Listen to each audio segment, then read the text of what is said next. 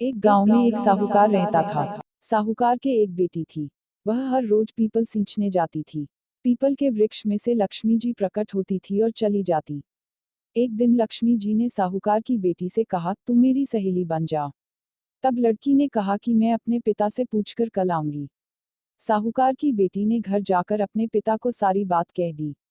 तब उसके पिताजी बोले, वह तो लक्ष्मी जी हैं। अपने को और क्या चाहिए, तू लक्ष्मी जी की सहेली बन जा। दूसरे दिन वह लड़की फिर गई। तब लक्ष्मी जी पीपल के पेड़ से निकल कर आई और कहा, सहेली बन जा। तो लड़की ने कहा, बन जाऊंगी, और दोनों सहेली बन गई। लक्ष्मी जी ने उसको खाने का न्योता दिया। घर आकर लड़की ने माँ बाप को कहा कि मेरी सहेली ने मुझे खाने का न्योता दिया है। तब बाप ने कहा कि सहेली के जीमने जायो पर घर को संभाल कर जाना। तब वह लक्ष्मी जी के यहाँ जीमने गई तो लक्ष्मी जी ने उसे शाल दुशाला ओढ़ने के लिए दिया, रुपये दिए, सोने की चौकी, सोने की थाली में 36 प्रकार का भोजन व्यंजन करा दिया। जीम कर जब वह जाने लगी तो लक्ष्मी जी ने पल्ला पकड़ लिया और कहा कि मैं भी तेरे घर जीमने आऊंगी। तो उसने कहा, आ जायो। वह घर जाकर चुपचाप बैठ गई। तब बाप ने पूछा कि बेटी सहेली के यहाँ जीम कर आ गई, और तू उदास क्यों बैठी है? तो उसने कहा, पिताजी मेरे को लक्ष्मी जी ने इतना दिया, अनेक प्रकार के भोजन कराए, परंतु मैं कैसे जिमाऊंगी? अपने घर में तो कुछ भी नहीं है।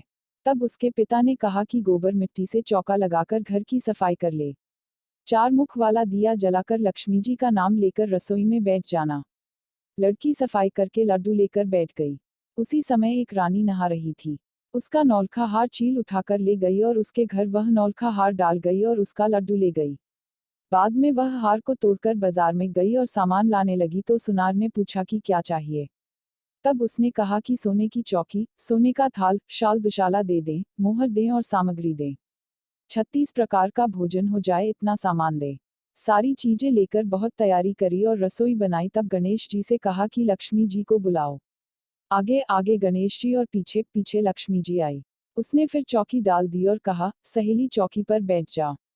जब लक्ष्मी जी ने कहा सहेली चौकी पर, तो राजा रानी के भी नहीं बैठी, किसी के भी नहीं बैठी, तो उसने कहा कि मेरे यहाँ तो बैठना पड़ेगा।